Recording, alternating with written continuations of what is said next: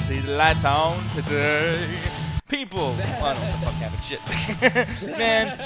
The Thunder Strikes are hitting yet again. I think the Thunder Strikes is what makes this fucking thing glitch out. But people, we are here at the MCA ringside hangout. It's gonna be awesome. Wait, hold on one second. What the fuck? Wait, shit, no. Okay, sorry about that. It was really confusing. My fucking the YouTube stream is on, so I started hearing myself and Trey sing with me again. I was like, what the fuck? It's like, I hear two of me. I was like, that's not good. And I was like, Trey, shut the fuck up. I'm sorry, that guitar is so good. You have to hear me twice. Oh, yes, man. The guitar was good. I had to hear the guitar twice, man. I can't say that shit about my own shit. No, my shit's bad, all right? Fucking A. But people, we are here yet again. We're doing an MCA at ringside hangout where we hang out at ringside, talk about fucking professional wrestling and not so professional wrestling. And you're professionally wrestling and wrestling to professional wrestling and wrestling. Wrestle. That's all I Oh man, really quick, I'm gonna look in the chat. By the way, my boy BBM, he's saying, "Can't stay, but I'm here to leave a like and share. Gotta go see Black Lightning." Oh shit, that's awesome. You're gonna be Black Lightning. Well, he misspelled it. I mean, it was black. It's black something. It's some shit. I knew what you meant, dude. But I hope you enjoyed it, and thanks for leaving a like, man. Yeah, thank you so much, man, and thank you for always coming to these shows and everything too, and participating in the YouTube chat. That's fucking awesome. We want you guys to come to the YouTube chat and let us know what you guys' opinions are as far as a wrestling show goes, or our show, or anything really. Just go in there and just lose your shit like fucking Raheem does. I love that shit. But anyways, back to the actual show and the reaction of what we're supposed to be doing. And man, I gotta tell you, Trey, you hear the sound of my voice? I'm not upset. I'm not mad. I'm not crazy. Tonight was a good night. Yeah, it kind of was. Like with Raw, I'm actually surprised from what I actually saw tonight. I was just like, okay, that because I'm gonna be honest. Originally, I wasn't even gonna watch the show. I was like, I'm just gonna watch the however you say that. God dang it, I feel like talking to Anthony yesterday. Mixed match challenge. Yes. Like Anthony yesterday kind of influenced me to say that wrong. But anyway, yeah, the mixed match challenge. I still messed it up. But anyway, man, I think you're mixed match challenged. Trey, just call it the MMC. There you go. Thank you, the MMC. Thank you. The Mae Young Challenge. Oh, no, but that's the thing, though. Like, I totally understand you wanting to watch that instead of this because they've been building it up so much. It's almost like the SmackDown thing was a pre-show to that. You know what I mean? Like, they've been really building this Facebook thing. And I mean, really what it is just like when they did Tout. Do you guys remember when they were pushing Tout a lot? I think that's what they're doing for the Facebook thing, if I'm not mistaken. How can you forget Daniel Bryan won't shut up about it still? Well, I think it's... Oh yeah, with the smacking talk on it or whatever. Yeah, the smacking talk. This shit was great. Even before that, he was still doing Tout. Even on Talking Smack, he was advertising Tout. Still to this day, he won't let it go. Yeah, well, I think it's an inside joke too. I think, but on top of it as well, I gotta tell you, dude, I wish he would start going back on Tout. I mean, why not have these shows that these wrestlers want to do and just have them on Tout? Unless, I mean, do you think it costs money for WWE to actually use that particular property or something like that, or? I think it's dead. Yeah, I mean, I don't think it exists anymore. Yeah, I think it's fucking. I think it's gone. And at this point right now, there's really no reason why for them to even be doing music Tout anymore if they're doing this shit with Facebook. Sorry about that, I was drinking coffee. No, yeah, I totally agree. I mean, that's the thing about fucking like Tout and all these weird things like this Facebook thing too. For one, it's so hard to watch streams on Facebook. I don't know if you guys have the same issue, but it's so. No, it was actually not that bad. It flowed pretty well. Okay, and there was still good production quality, or was it like done with two different cameras as opposed to the rest of the TV show cameras? Yeah, no, it was a full WWE production. Damn. Okay. Maybe there's a market out there for this. Maybe they can continue doing this because I want to bring this up right now. Actually, listen. What they probably did was they just probably used the same fucking coding and algorithms that they'd use on the fucking network. Oh yeah, you're right. Because they're already in the social media space doing the whole live streaming thing. Yeah, you're right. No, it's just funny. And I'm just like fascinated with this shit. That's why people are probably like, "Yo, who gives a fuck how they do the goddamn show?" I mean, what happened with the fucking actual show?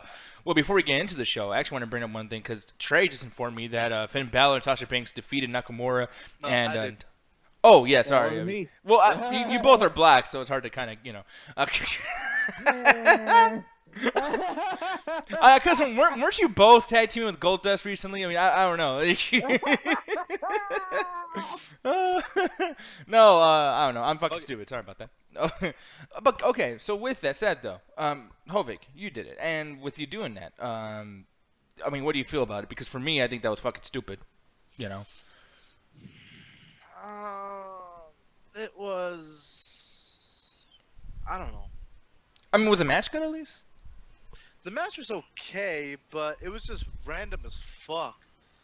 Well, first of all, they teamed up Nakamura with fucking Natalya, and I don't know. I've said this plenty of times before on the show that Natalya needs to stop doing this whole fucking cat shtick. Yeah. It's getting so fucking annoying. It came to the point where fucking Shinsuke Nakamura's not hissing, and I don't know. But as a matter of fact, what happened was that during the beginning of the match, what's her name? Natalya actually even tagged in Nakamura, and then as he was getting into the ring, it sank into my head. I was like, wait a minute, we're about to get Finn Balor versus Nakamura, but in this, I was like, what the fuck? It's like, for example, when AJ Styles faced Demon Balor, fucking, whatever it was. I forget what it was, but which was random, but then it ended up being one of the greatest fucking matches like last year in WWE. And then now we got Finn Balor versus Nakamura, which should be like a fucking classic match, and then it ended up becoming like a fucking tag team match that nobody probably ever fucking asked for. Yeah. So, you know, it was fucking weird. And then, of course, Sasha Banks and Finn Balor won. And then next week is Asuka and The Miz versus Big E and Carmella. We already know who wins the fucking tournament. It's going to be Asuka and Miz because, you know, they're not going to want to have Asuka lose. Oh yeah, no, absolutely. That's kind of funny too. He got really lucky being with fucking Asuka. Like that. Do you know what they're calling themselves? Oh, they're giving themselves a name, but they're both different. Oh, God. First off, what do they call themselves? Asuka. Asuka, I came to fuck. Yeah. Yeah. That is some bull. I mean, okay, actually, that's kind of funny. Like, I like it. I mean, with his whole awesome so thing stupid. I and like then it. Asuka's name, it did kind of fit, but at the same time, like, I see where you're coming from, but I mean, we all know this shit's fucking stupid. It's like the Great Balls of Fire thing. You know what I mean? Like, it's so stupid. It's like might as well have a cock and dick and balls for your logo. I just want to know exactly. This is why I actually hate fucking tournaments, because are there really fucking tournaments if they're already predetermined? Because these fucking people are fucking wrestling for charity. So if it's predetermined, like, they already know that these fucking charities aren't getting shit, you know, True. if they fucking lose. So it's almost like a slap in the face to the charities. And I'm trying to figure out exactly how this even works. Like, do they fucking donate regardless? Or I'm like, this is why they donate regardless, but I'm pretty sure it's like it's supposed to. Like if you win, it's going to be bigger. Well, I think it's just a reason to sponsor the actual like charity itself, because it's all work. And the funny thing is, they sponsor the charities that probably have like no fucking revenue going to the people who need it. Yeah. Well, that's gonna be the case no matter what. I mean, like, you had to go to those rinky-dink ass places to know that your money's going to the right place. Because something like breast cancer awareness, they're making fucking breast cancer limousines and shit. I know no one's getting anything fucking solved here. You know what I mean? Motherfuckers living like R. Kelly and shit. Because I remember, like, every time I go into like a restaurant or a diner back home and shit, they'd have one of those quarter slot things, you know, where you could put like a quarter to donate to the kids or whatever foundation that was. And the funny thing is, it's always the same two kids, and it's been like there for like 10-20 years. I'm like, these kids still sick?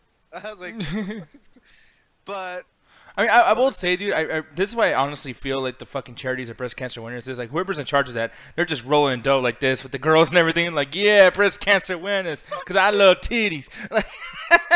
Like, I really do feel like that's what they do. Just pottering in some mansion. But yeah, so this is why I sort of stayed away from the CWC. I stayed away from the Mae Young Classic. It's like, I don't like watching tournaments, especially for wrestling, because they are predetermined. This must have been a horrible night for you then. Well, no, it's not even that, because I mean, tonight that actually kind of shocked me as to what the fuck happened. But like, no, I'm talking about like these special shows, like the Mae Young Classic or the CWC. Like, I didn't get interested into watching the CWC until like the final 2 matches, and only because Brian Kendrick was in it. And I was like, oh, let me see what he's been up to, because he's been around for a while. But I did not watch a single episode of the Mae Young Classic. I watched like maybe 1 or 2 episodes of the CWC. I don't know why the fuck I'm watching this mixed match shit, but I mean, it is what it is. You're a wrestling fan. You're gonna watch no matter what the fuck they give you. You know what I mean? It is what it is. Because, like, I mean, honestly, at this point, you can question why the fuck do you watch WWE Raw 3 fucking hours every goddamn Monday night? You know, I've been questioning that shit for years, man. And so is everybody around you, just like me and Trey. At this point, it became a fucking habit I can't kick. Yeah, no, I mean, it's a drug at this point, you know, and I think, like, me and Trey suffered from this as well, but the thing is, Trey, I'm going to ask you really quick before we move on to the actual show and everything, what you feel about this whole mixed match, because, like, my big thing that's really pissing me off, and the writer in me, is this match with Nakamura and Finn Balor. These are 2 guys that, man, like, people are just hyped to see wrestle at potentially WrestleMania or whatever the fuck, and it gave it away for this stupid-ass shit and a ridiculous mixed match that no one gives a fuck about live for free on Facebook. Why would you waste such a great match? It's like seeing Stone Cold versus Brock Lesnar on Velocity. Like, this is fucking crazy. This is fucking ridiculous. You know what would have been a worse example? If it was Sunday Night Heat before the fucking pay-per-view. Yeah, exactly. But, like, Trey, what do you feel about that decision for them to do that? And what did you feel about the match, too, if you had watched it? I don't know, like, if you watched a little piece of it or anything like that. But go ahead, man. Like, the spotlight's yours. Okay, first of all, the MMC doesn't really make me angry at all with these potential dream matchups, because I'm just seeing it as it is, a mixed tag team match, because I'm counting the women in this as well. Like, if it was just legit, like Finn Balor versus Nakamura, I'd be like, why? Kind of like with AJ Styles versus John Cena when it happened at Money in the Bank. Or was it Money in the Bank when it happened, their first match? Somebody can correct me on that if I'm wrong, but yeah, but I was just like, why didn't they say that for WrestleMania? But since it was just mass tag team match with both Sasha Banks and Finn Balor and Natalya Nakamura, I'm not really mad about that. And as for the actual match, it was okay. I mean, the thing that sold me on this anyways, because I heard it was being written by the people from NXT. So I'm normally impressed by what the NXT writers do compared to the main roster. So I didn't really see too much in this in terms of writing or whatever, but I guess that'll be developed more because it was just the first night, so I'm gonna give it the benefit of the doubt of, you know, it being the first night. But other than that, WWE's tournaments has always been kind of great, and I can't wait to see how this turns out for the actual main stars, because the difference between the past tournaments and now is that the past tournaments had like indie stars for the most part. Now this is them using the actual stars, and if they're limiting themselves almost all the time on the main roster, then this is their chance to actually go. And I'm hoping to see that from everybody in this tournament. Yeah, and I gotta say, man, I love the whole idea of them having the subtitles over here too. Like, it's, I mean, it's good for me doing the show and everything, of course, duh. But it's like they put a lot of thought into this. That has to be very, very hard to put those captions on, because this shit was live, y'all. Like, this is not pre-recorded. I can understand if it was pre-recorded. That's an easy thing to pull off. But they're putting a lot of thought into this. And the crowd, they're standing on their fucking feet, dude. Like, they're hyped. Oh, and then why'd you do that? God damn it. Now they're going to prostitute the fucking click sign with Sasha Banks. She's not part of the club. Fuck. I just saw that shit. Yeah, or the click, yeah, man. By the way, Trey, what's up with people always having to fucking do that? I see that shit done by so many groups of people. Why do you do the click sign? Is there something I'm not getting? I'm pretty sure the reason why they're doing it more in the WWE is because it was pretty irrelevant until the Bullet Club started doing it more. I mean, because granted, yeah, it existed way before that. I get that. But the Bullet Club is the one that kind of brought it back into relevancy again. Hell, they even got permission from the NWO to even do that, you know, kind of thing. So I feel like ever since they did the cease and desist to the Bullet Club from using it, I feel like they're just doing it more and more just to be like in your face kind of thing. Because this Bullet Club WWE legal trouble has been kind of going back and forth between the two. So I feel like it's more because of that than I mean, by the way, this shit too. Yeah, it's just fucking retarded. But I mean, there really shouldn't be a legal thing between the two, because Bullet Club should fucking know, regardless of the fact that WWE owns NWO and their trademark. And so technically, the Too Sweet is a NWO trademark, which WWE owns. So there really isn't. So I really think that the Bullet Club should just take the L and shut the fuck up. Yeah, I completely agree. But the thing is with that is that I would agree with that, Hovik, if it wasn't for the fact that WWE keeps they brought a Bullet Club on something, and the Young Bucks are treated back like cease and desist or whatever. Yeah, no, I saw that. And That was like a couple weeks ago with the whole Balor Club thing shit. yeah, but it's just like WWE's kind of doing the same thing. Like you can't tell one group to take the L. WWE's kind of doing the same thing. They're also pushing the bear at this point. So that's why I'm saying it's more of a battle between the two, because WWE's being just as petty as the Bullet Club is by taking away something that they've kind of brought back into relevancy, and now they're using it on the main roster because of them. And then they're advertising the Bullet Club when in reality they don't need to do that at all whatsoever, because the Bullet Club is doing all right by itself. So it's kind of a back and forth between the two. So if one can't take an L, the other side doesn't want to take an L. Yeah, no, you're right, man. You're right. But so they both should just stop. Yeah, for the most part. It's like, Vince, stop the shit. Well, let them stop. Motherfucker, somebody gotta stop. Can someone be a fucking grown-up right now? Like, what the fuck? Yeah, man. But anyway, so moving on from that, though, like, yeah, man, I think the match is actually pretty cool. As far as what I can see right now, I thought that was an alright match. But, I mean, yeah.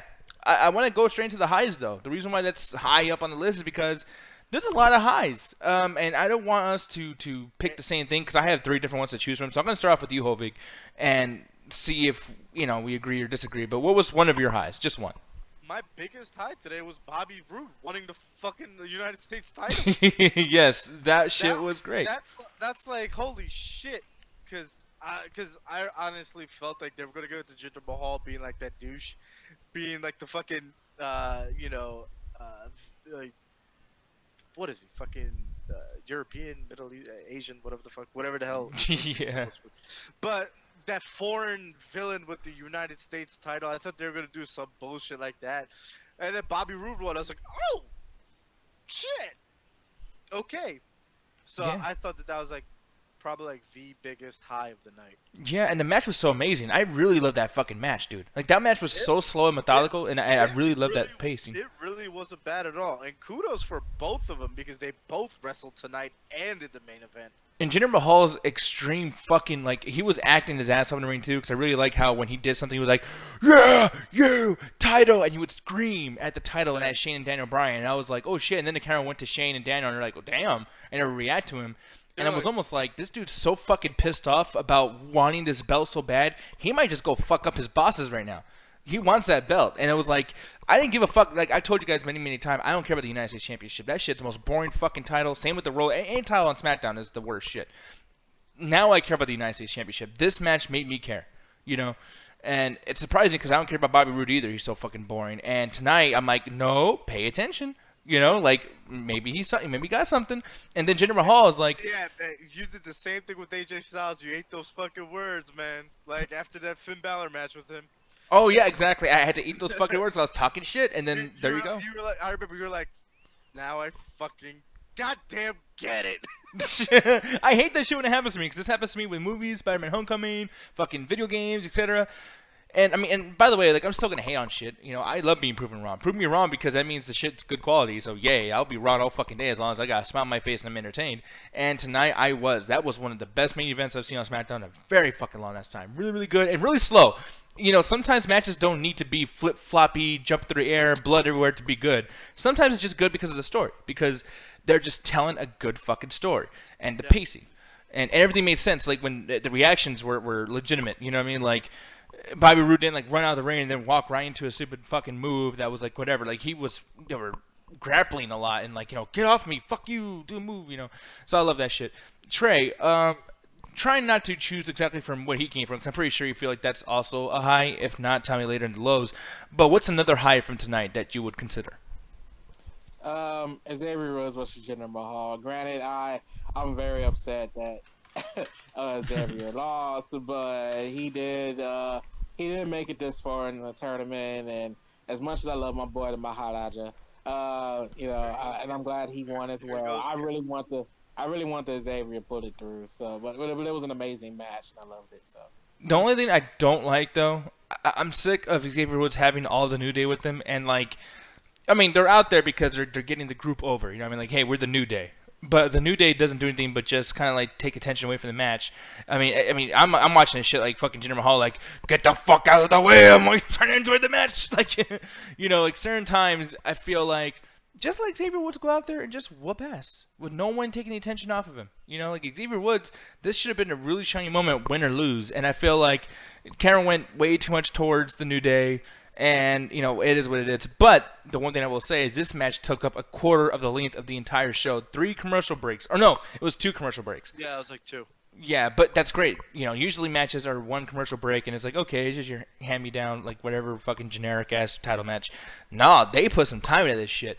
And Xavier Woods, so many times I was like, he's going to win. Oh, fuck. He's going to win. Oh, shit. He's going to win. And, and plus with Mojo Rawley building himself up, I thought the final match was going to be Xavier Woods versus Mojo Rawley. So this match had me excited for Mojo Rawley versus Bobby Roode later, because I was like, what the fuck is going to happen here?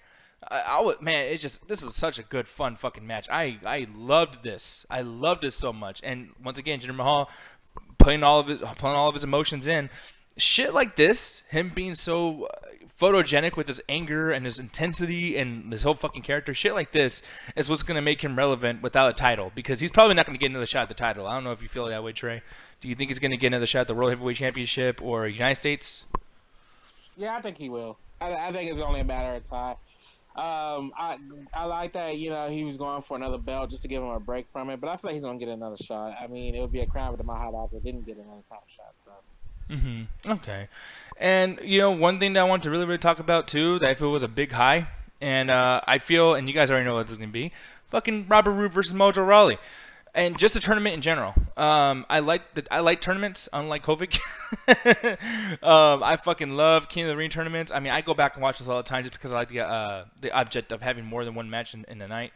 But I love the selling of Robert Roode. Well, actually, hold on, real quick. I do love King of the Ring tournaments if they're fucking pay-per-view.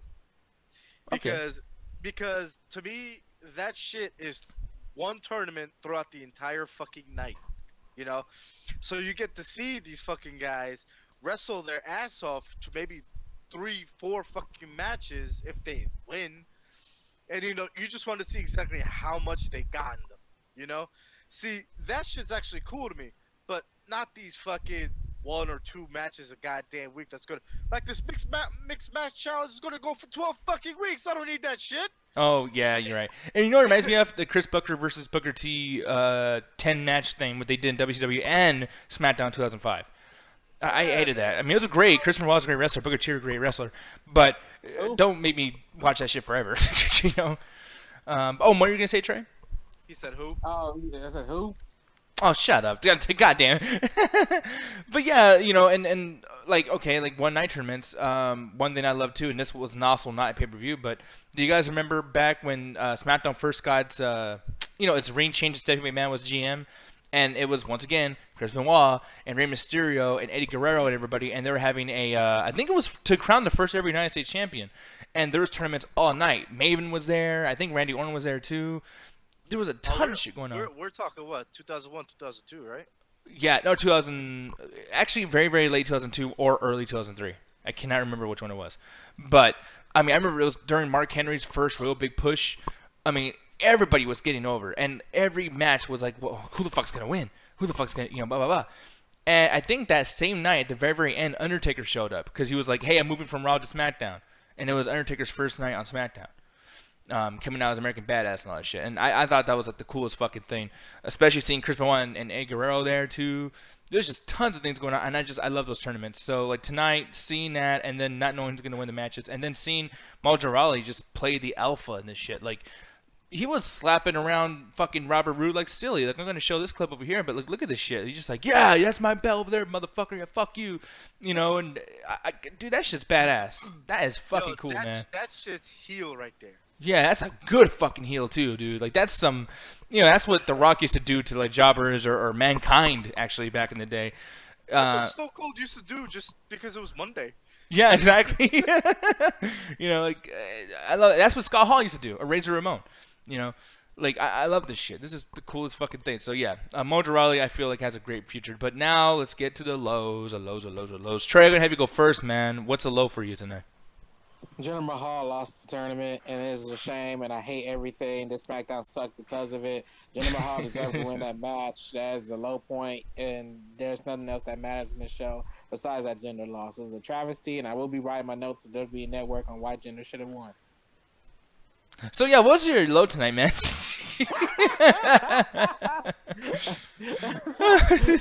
No. It was probably, if I had to choose one, it was probably the Remedy match, mostly because, granted, I still think that the Wyatt Squad is doing way better than Absolution at this point. I'm getting tired of the 3 tag team match thing with Charlotte, Becky, Naomi. And aren't they calling them the CBN now, or BNC, or CBC? Who cares? Man, that sounds like some shitty fucking news network. Yeah, exactly. Like, I was like, who cares? I mean, I mean, it does get to a point like, yeah, well, who cares? Well, it's like, yeah, I don't give a fuck about like Riot Squad, especially. Like, oh yeah, let's make sure to add 1 extra T because it's the New Day stuff. You know, it's fucking stupid. No. The reason why they added the new T was because of a copyright issue. Because apparently there was like another Riot Squad or something out there that has the 1 T. So WWE was like, shit, we can't use that because there's already copyright for another thing called the Riot Squad. So they had to add the extra T. Yeah, I mean, like this move, I'm sorry, but I thought this was just like a move to get dudes hard-ons. But I mean, the crowd's like fake reacting to it, like whoa. For one, the move doesn't make no goddamn fucking sense. I hate that fucking move. Really? You're gonna ram your vagina to the back of her head and she's supposed to react like, ow, vagina. Oh, I'm dizzy from vagina move. Fucking stupid. I hate that fucking move. And she's gonna get somebody hurt too, because if someone takes that wrong, she's gonna snap a fucking neck. It's gonna be like Sonya Blade from Mortal Kombat and Kano when she kills him at that one scene. Like, I don't know. Sorry, I just want to bring up Mortal Kombat. I fucking love Sonya. Oh, give me a break. Okay, snap. Yeah. But yeah, you know, I just don't like that, you know. I hate the fucking SmackDown Divas division. I really do, dude. These girls don't fucking mean a goddamn thing to me. And yeah, like I keep forgetting who the fuck Logan. What's her name? Logan Paul. What's her? Liv Morgan. Liv Morgan. Or Sarah Logan, Liv Morgan. Oh, yeah, Sarah Logan and Liv Morgan. Which, by the way, change one of their fucking names. They sound exactly the same. They look the same. They don't get any time to fucking talk, so you can't tell if they sound the same. And their moves are the same. Doesn't one have like a southern accent? Wow, man, they let the bitch talk. I fucking know. God damn it. Like, I've said this plenty of times. The only reason why I know who Liv Morgan is because I saw her in NXT. Other than that, I'll probably be on y'all side on that. And Liv Morgan is the blonde. Yeah, and then Becky Lynch. Yeah, well, and then half the bitches are blonde, and they all dress the fucking same. And then that's why I said go figure it out. No, and then like Becky Lynch, like I'm sorry, but like listen, I love Becky Lynch. She's sexy as fuck, Spitfire, whatever the fuck her thing is. But it's like for one, I just think that she's done. Like she's reached her top now. Same with Naomi. Bro, she's gone. Yeah, I mean, it's not even worth talking about at this point. I was thinking about that same shit too. Like, I was like, oh, a couple years ago, she was the thing. Like, you know, oh, she had the whole steampunk thing going on. I was like, get the fuck out. Yeah, I mean, and I hate to do that too, because I don't like saying that, you know. Even Naomi, I was thinking about it earlier. I'm like, wait a minute. Why do they have her having this fucking entrance? I was like, they have a black girl coming out to like the whitest shit ever. Yeah. No, exactly. And then on top of it too, it's like after she's done with the entrance, it's over. Give her character some flash. The entrance, you know, not to pay attention. It's like I gotta take my piss break after she comes out. That's worse than taking a piss break when she comes out. And then I'm sitting there thinking about it. I'm like, what the fuck? They had to go through all this copyright bullshit with the Riot Squad. This bitch ain't getting nothing for Glow. Oh God, you're right. Feel the glow, glow, glow, glow. Yeah. She's the gorgeous lady of wrestling. Yeah, you know, and I love Naomi, but it's like, dude, we've given you as fans a chance to sell us on Naomi, and you keep fucking her. She wins a goddamn title. You take it away right before WrestleMania. Then she wins it at WrestleMania. She was injured, so. Well, I mean, is there a reason to strip the fucking chick? Like, you don't have to, you know, she'll get back to it. Have a fatal 4-way #1 contenders match, and be like, holy shit, like Naomi's injured. You know, that's a reason to bring her up on WrestleMania. Maybe she does commentary. Maybe she does an entrance at WrestleMania just to sit, you know, in the corner or something. Something, you know. But no, it's like let's make sure take the shit off the girl, like for no fucking reason. And then, you know what I mean? Like, she was back just a week later, too, but it's like, you gotta make us miss her, too. You can't just like, oh, she's injured for 4 weeks, now she's back, we're gonna redo what we did last time that didn't fucking work. Like, no, we tried too many times. They're gonna make us miss somebody? Wait, yeah. Fucking CM Punk was bitching about that shit, too. He's like, bro, I just got fucking surgery. Oh, well, we're gonna see you tonight? No! Yeah, exactly. I got a ball in the back of my fucking spine, you morons. I have half a fucking limb missing. Oh, well, see you tonight. You're gonna go. You have a match. Well, yeah, it's like you gotta miss somebody. Like sometimes when people are injured or whatever the fuck. Like for instance, and I hate to bring this up, but then again, it's like next week he might be back, and who knows what's gonna happen. But Stone Cold Steve Austin, when he did that fucking thing, where Rikishi ran him over, or whatever the fuck the case is, like he was gone for 10 months. And it's like, granted, I probably would have wished that he came back sooner. But he was gone so long that when he came back, it was a new Stone Cold. It was fresh. He was fucking skinny and super great shape. I wasn't used to hearing his voice anymore. So it was like having a new character that I was in love with right away. It was fucking awesome. New theme song, new move, all this cool shit was going on. New T-shirt design. Same with, well, actually, I want to say the same with Triple H because, I mean, I guess when he did come back, people kind of missed him. No, when he came back at 02, people fucking lost their mind. Yeah, and it's funny because he didn't give that much reactions when he was a heel right before he left. When he was with the Power Trip. And another person, fucking Lesnar, back in 2012. Oh yeah, when he came back, it was like holy shit, he's a monster. He's the best thing. Yeah, when he came back, we're like, yeah, leaving was the best thing that happened to him because people were getting kind of bored of him in 2003 when he was feuding with Kurt Angle and John Cena and shit. People were like, yeah, Brock, whatever. And then Goldberg. And Goldberg too, but then again, I think Goldberg that's a different situation. No, I was talking about when he feuded Goldberg. Oh yeah, yeah, that WrestleMania. So sometimes it's good to just let us miss somebody. And with this situation, it's like I don't get a chance to be like, man, I wish Naomi was here. It's like, god damn it, bitch. Like, I know exactly what you're talking about because the same thing with me with the Undertaker. It's like at one point you just see it once a fucking year, and every time that time comes, this guy can't wait. He's gonna come back for his fucking yearly match at WrestleMania. And then whenever I started seeing him more, like he'll show up more events during the fucking year. I was like, dude, what am I getting treated to? It's like, because you don't see him as much no more. But yeah, I mean, sometimes when you go so long, I just hope he doesn't return this year because that shit last. I'm just saying, dude, they're advertising the fuck out of Undertaker, and I don't know if you watch commercials tonight, but they're like, no, that's fine. If he wants to show up for Raw 25, that's fine because everybody's gonna be there. But I'm talking about Mania. Oh, okay, you're right. I mean, I don't know. We'll see about that. But and speaking of that too, like before we get into the ratings, it's next week. It's next Monday. I'm fucking hyped for that shit. And me and Trey were talking about this. Yeah, like hopefully I'm gonna ask you first, and I'll go to Trey, and then probably go to me. But like, what are your top 3 favorite Raw moments? Because right now that's what's going on actually on the WWE Network. As a matter of fact, they actually uploaded the top 25 on Yahoo. Oh damn! Okay. And CM Punk's pipe bomb got number 2. Oh nice. Number 2. What was number 1? It was when McFoley won his first WWE Championship. I can kind of see that. Yeah, that was pretty baller. Nah. But yeah, like. And number 3 was when Shane reveals he bought WCW. Okay, that was a god moment too. Yeah, but okay. So like, what is your personal like top 2? We'll do 2 so we can get out of here faster. But yeah, what's your 2 favorite moments of Raw? Fuck, top 2. Come back to me. Okay, Trey, how about you, sir? Like I said before the show, not in any particular order, of course. The Mike Tyson thing, wherever he first got announced, and even the whole stuff with him, with DX, with Shawn Michaels, where Shawn Michaels like, who's the most awesomest guy around this town? And then Mike Tyson, his voice, you are heartbreak. That's cracked up all the time. And this shit was. One of mine. And by the way, too, like I never actually saw this live because I wasn't into wrestling around this time. I got into wrestling a year after this, and going back to this. Like a year afterwards, because I actually knew who Mike Tyson was, and I fucking love Mike Tyson. And did you feel when you first saw this? And I don't know if you saw. Did you saw this live, by the way? Like, did you watch this while it was happening? Yeah, I did. Okay, so did you feel like that was real? Yeah, of course I did. Even when he brought up when he first showed up, and Vince was like, "Who's one of his favorite wrestlers?" And he's like, "Bruno Sammartino." I was like, "Oh crap, okay." He knows his stuff. I thought it was all the way real, man. I was all for it. Yeah, man. And did you feel like, even in hindsight now, do you feel like they should have did something more so with Stone Cold Mike Tyson? Did you hate that Mike Tyson became face at the end of this little month that they did this?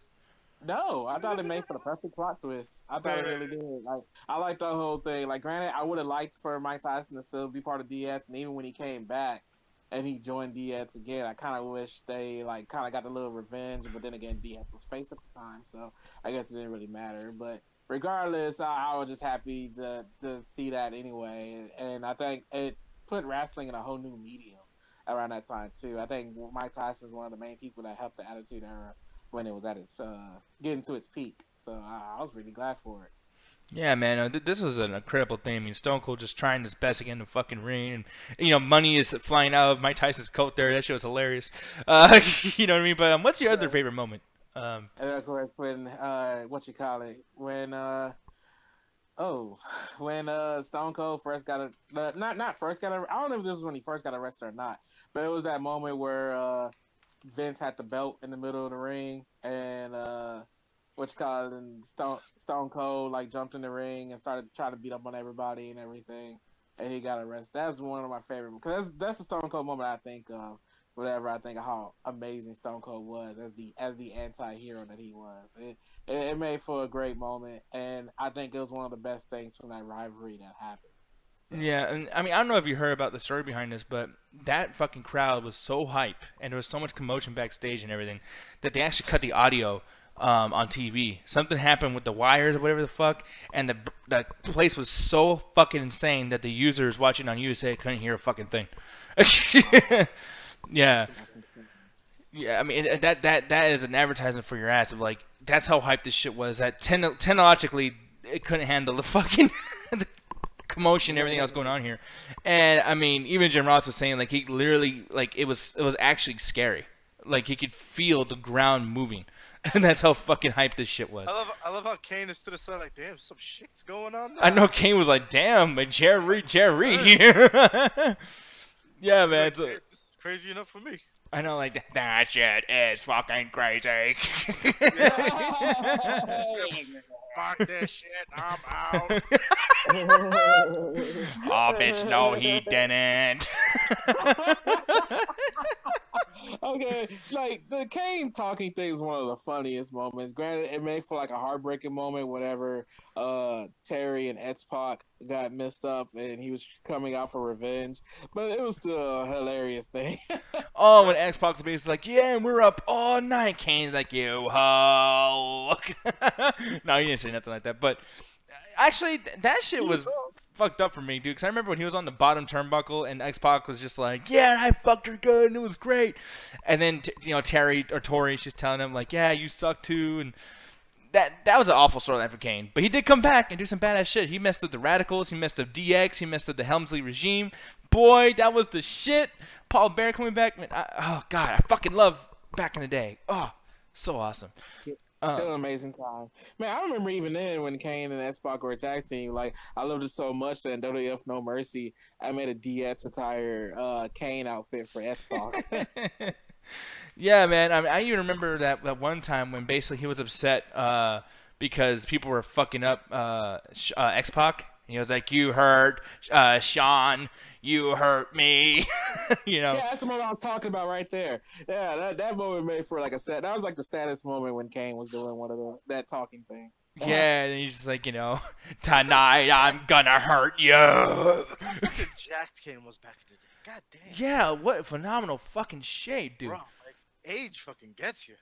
Yeah, man. But maybe it's just his muscles are protruding because that fucking suit's so tight. Well, you know? I mean, well, it could be.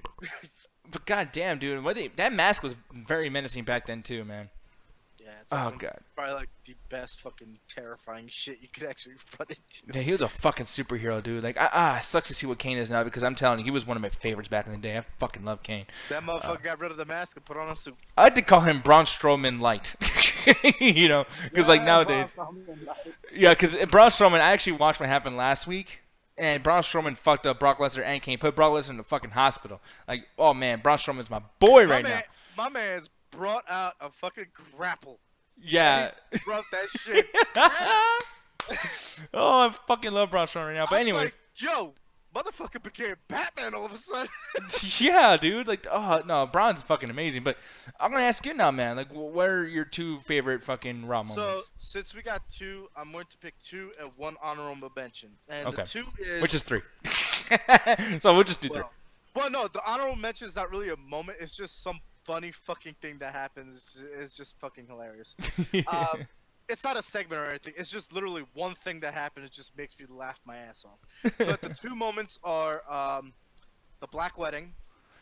Oh, with the Undertaker And Stephanie. Oh God, and I'm gonna show this really quick, people, because people do not talk about this enough.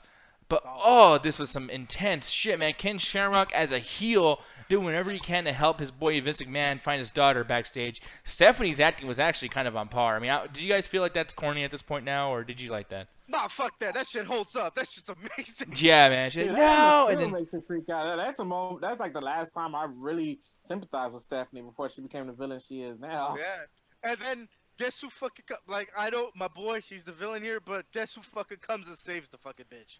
Stone Cold Steve Austin himself. Yeah, like, man. Like what? Like what the fuck is going on? Like, you know, it's like you got this motherfucker. There he goes. Yeah, and he's a bad guy. I mean, earlier on the night he told Vince, "Fuck your daughter." Like, I don't give a fuck about Stephanie, you know. And then he comes out and he's like, "No, fuck this. Like, I can't sit by and let this happen," you know. Like, just that moment is just that whole segment is just fucking epic. And that music, psh, dun, dun, dun, dun, dun, and I was like, oh God, I love that fucking, I love that so much. And my second moment, and the reason why I chose this one because it always makes me fucking crack up, is the Rock "This Is Your Life" segment. What? Yeah. I hate that shit. Like I said, no, the reason why I said I chose it is because this shit makes me laugh because Mick Foley is just fucking retarded. Yeah, this was actually one of their biggest moments, by the way. I mean, like, I'm saying, oh man, what? But hopefully getting wrong, because this was one of the hugest moments in wrestling. And they actually canceled the commercial break. They didn't even do a commercial. Yeah, and that shit went on for like almost 30 minutes. Yeah, man. And it was just fucking crazy. Like, I just really... they've done the whole "This Is Your Life" shit, like, after that, but nothing's going to compare to that one. Only because just how random it was, and just how much of everything Mick Foley was trying to do for The Rock that just kept fucking up. Like, especially when he tried to, they had like a poster that was supposed to come down, but the mechanics didn't work. So the shit, like, the firecrackers went off, but the fucking poster never showed up. They're like, what the fuck? it's like just everything that's just going on just makes me fucking laugh, because A, it's either fucking up, or B, The Rock is just yelling at fuck mankind. Yeah, Mr. Rocco, that was another one I really liked too. Mr. Rocco, and then he brings out like the fucking coach and then the ex-high school sweetheart. He's like, "Poontang your ass on out here" and shit. I'm like, yeah, this is just fucking great. And my honorable mention does involve a good old Stone Cold, and it's, I think, the Raw right after WrestleMania 14. The one that he fought Michaels and won. I think it might be that one. It was 14, 1998. Yeah, no, but I'm talking about the night. I'm thinking it might be that WrestleMania. I'm not sure, but fucking Stone Cold coming out to the ring. Vince McMahon's inside the middle of the ring. There's a new title belt, which is the round one. Oh, he drops it on his foot. Yeah, he's like, and he just takes the belt and just throws the other one on the fucking on his foot. Yeah. And fucking Vince McMahon's just going crazy. I chose that because that shit just makes me laugh. Yeah, no. Stone Cold's like, here's your shitty belt. Yeah, fuck you. Give me the new shit. And then he still changes it again, like 2 weeks later. He gets the smoking skull belt. Yeah. But God, yeah, that was a great moment too. And I remember seeing that on the Austin vs. McMahon VHS tape, and I was like, oh, that's fucking funny. He's just walking up. I was like,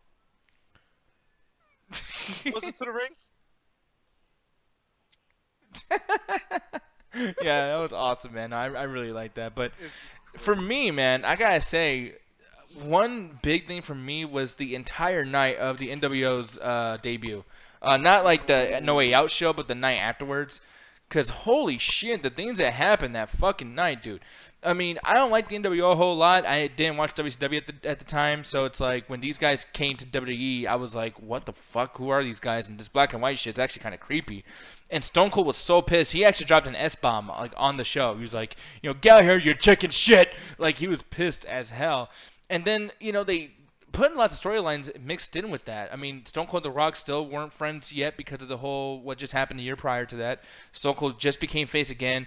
You know, he's connected with Chris Jericho. Triple H has won the Royal Rumble. Kurt Angle wants to brag about beating Triple H the night before. Stone Cold whoops his ass and throws beers at him. And then that wasn't it. When Stone Cold got arrested, Hulk Hogan runs over The Rock with a fucking diesel truck. You know, and that shit was... Like, I swear to God, I was so, like, damn, like, is The Rock really hurt? Because Jim Ross was like, damn it, just, like, screaming. And, you know, everyone's checking up on The Rock, seeing if he's dead or not in the fucking ambulance truck. Even the NWO ran off when the cops came. That shit was amazing to me. I mean, do you guys remember this night at all? Or? Oh, yeah, it was an awesome moment. Like, I remember marking out, knowing, because I was that guy that, you know, with WWE and NWO was on with WWF. I would turn it like if WWF went to commercial, I went to Nitro. Then when Nitro went to commercial, I went back to WWF. And so I was excited to see Hall, Nash, and Hogan, and on Raw and WWE, and Dylan went to the Raw Super because that's what I always wanted. That's something that, you know, we could have gotten when DS tried to invade them and everything, and they couldn't get inside. But it was good to see, cool to see that, even if it was a WWF way. Granted, I think it would have been different in the WCW environment if they had like all the members of NWO, but it still made for amazing moments. And I remember like going to school saying, "Dude, Rock's dead. Like, how is he going to survive that?" Like, and then he came out just fine a couple of weeks later. And you're just like, "What?" Yeah, and that was a little ridiculous. Like, why is he coming back just fine? You know what I mean? And then, like, this branding thing, too. Like, I wasn't used to them doing something like this. You know, I didn't, like I said, didn't watch WCW. So, like, this was like, oh, shit, they wrote NWO on his back. Like, this is some gain territory-ass shit. These motherfuckers are not to be fucked with. Like, I thought the Radicals were bad. I thought DX was bad. I thought Nation Domination was bad. Ain't nobody like the NWO. And that shit sold the fuck out of me, dude. But then on top of that, too, there's another group that was just as bad and probably badder, but the Invasion. And, man, like, as much as I love the Invasion, I fucking love when Stone Cold was still a heel and all night, you know, he's been at the bar and Vince is like, hey, man, like, help us, you know, lead the WWF. We got to go into the Invasion. And Stone Cold's like, I'm not going to do it. Leave me alone. Yeah. And he comes out, and I swear to God, I've never seen such a badass fucking thing. I'm actually going to put the sound up on this. Drives up in that pickup truck, gets that pool cue, and just starts beating the fuck out of everybody. Yeah, I remember that promo too, because Vince is like, I don't need this singing guitar Stone Cold. I need the old Stone Cold.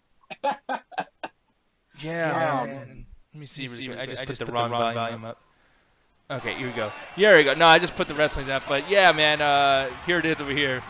This fucking thing, Stone Cold coming back, and I had the sound on for people on YouTube. Watch it on YouTube. But that music, him coming out to the ring, Jim Ross just screaming, he's talking, holy shit. That shit was amazing. Here he goes, just like beating up an entire fucking roster group of people. I love that shit, man. And you know the best part about that shit? He came back to save WWF at the time, and then he joined the fucking Invasion that Sunday. Yeah, which was a huge, like, oh shit, like I got shot again. How can you make me shot that the heel did heel shit? But they did it. God, dude, like, I'm serious. Like, this literally is my #1 favorite moment of all time. This was fucking amazing. And, you know, Kurt Angle was a super heel, but, like, even Undertaker, like, picks him up after a bit. Like, hey, man, like, you're with us. Chris Jericho, everybody who's hating each other in the ring right now are working together for WWF. Like, that's a feel-good fucking moment, but also badass. So, yeah, man, those are my 2 favorites. And, God, dude. Next week, we got Undertaker, we got Stone Cold, we got fucking DX. We got DX. Actually, fuck DX. I don't give a fuck about DX. I'm just playing. No, but you know, I mean, fucking Egg Row and Chris Benoit coming back. Like, oh man. No, I'm just playing. Yup. I didn't want to tell y'all, but Greg Nicotero's going to be there, so he's going to be doing all the zombie makeup and everything. Anyway. Is Ultimate Dragon going to be there? Hey, man. Oh, what the fuck happened there? Oh. No, but I will tell you, though, too, man. I'm really hoping – I'm not really hoping, but it's like everyone's saying, yeah, WWE, it's been 2 years. We might see Hulk Hogan return as well. And I'm hoping I don't see him because I fucking don't like Hulk Hogan, but it is important. So you know what? If he does show up, that is actually going to be pretty fucking huge. Because Hulk Hogan practically became excommunicated by fucking WWE at this point. I mean, if he comes back, I'm like, you know what? CM Punk can come back one day. Well, CM Punk, he'll fucking return one day. But Might Ultimate Warrior came back. Fucking, they gave Paige her job back after all the bullshit she went through. Yeah, and so, then they hired Sasha Banks to kill her, so that's, you know. I'm just playing. That shit was on purpose, man. She kicked the fuck out of that sweetheart. You know Vince told her, yo, fuck that bitch up. Yeah, like Luke Kane, that hoe. But,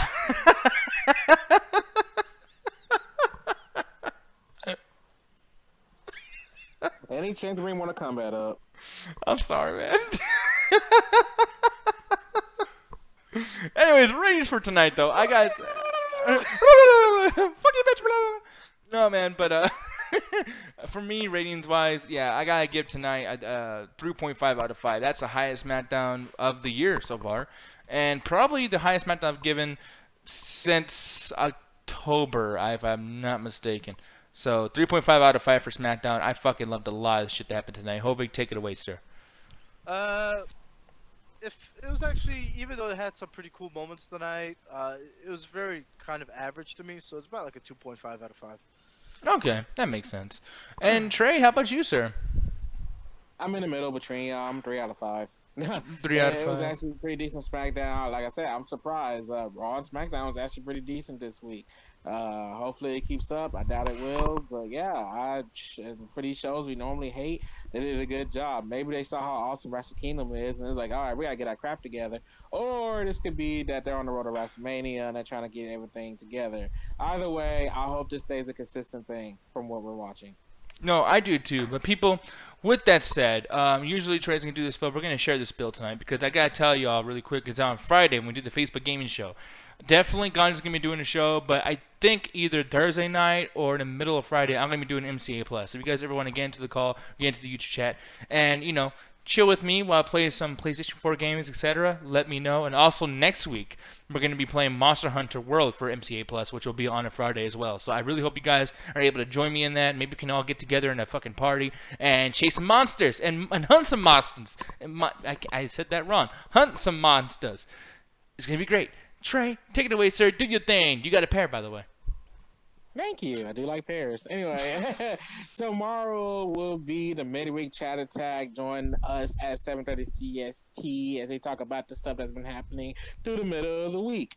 And then on Friday, of course, as Nick just said, you know, you got the MCA Plus, the Unnamed Gaming Show. We got so much gaming going on. It's ridiculous.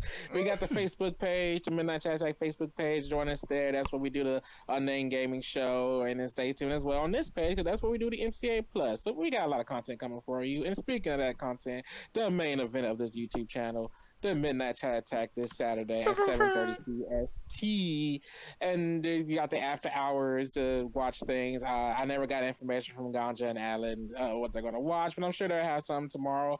And then of course turn that clock back again on Monday. That's where you got the Raw reaction show. Join us on Monday for the 25th anniversary of Raw. 25th anniversary.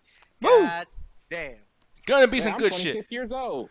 And I cannot wait to have fucking Ric Flair come out and cry about the shit. I can't wait for that to happen too. Oh, 25th anniversary. Where's my daughter at so I can hug and kiss her and shit. Oh, wait, no, she's on the Blue Brand. So, okay. She on the wrong show, bruh.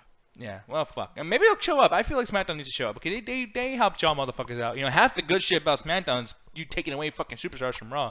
Fucking sack ass shit. So, sack of shit ass show. Damn it, I can't talk right, Hovig. I can't talk right. Look at you. God damn it. Judging me. I'm trying to figure out who the hell SmackDown took. What, they took Kevin Owens and Jericho and Sami Zayn and AJ Styles. Look how well AJ Styles was always on SmackDown. No, then to take him last year? No, he was always on SmackDown. Oh, you're right, because he was with the club. Okay, yeah. Fuck you. But Raw took all the good fucking people from SmackDown. Technically, it was a trade. No. Anyways, but they need to do something for 3 hours. See, that's why SmackDown needs 3 hours as well. I keep telling you that shit. SmackDown, go to 3 hours, baby. Go to 3 hours. Apparently, they're gonna make Raw back to 2 hours. Fuck. Please, just get rid of the cruiserweights and give them their own fucking show. Oh wait, it's called 205 Live. Nobody watches it. They tried to go on tour You saw how long that lasts. Oh, that's fucking hilarious. Yo, you want to know how bad no one watches 205 Live? They fucking put the mixed match challenge when 205 Live is supposed to be on. Oh yeah, they basically like, you know what? Facebook will whoop 205's Live's ass. That's fucked up. But people, that's gonna be it for tonight. On the count of 3, Trey and Hovig, a 1 and a 2 and a 3. Attack the motherfucking chat.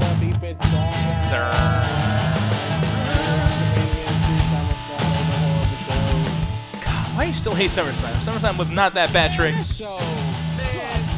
No, it's not as bad as WrestleMania. Fucking asshole. Ultimate thrill ride. I ain't getting no thrill, and I did not enjoy my summer. Shit,